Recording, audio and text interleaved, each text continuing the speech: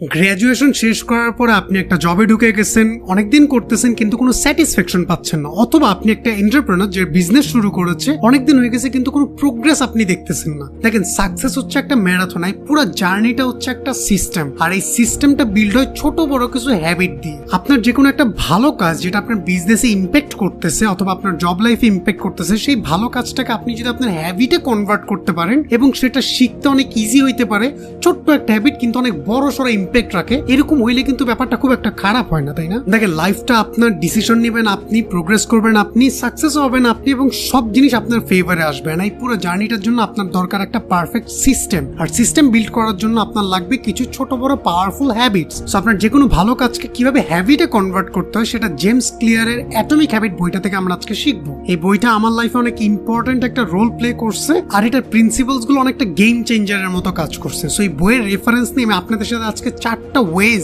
Share করবো যেটাতে আপনি আপনার কোনো একটা ভালো কাজকে খুব ইজিলি হ্যাবিটে কনভার্ট করতে পারেন।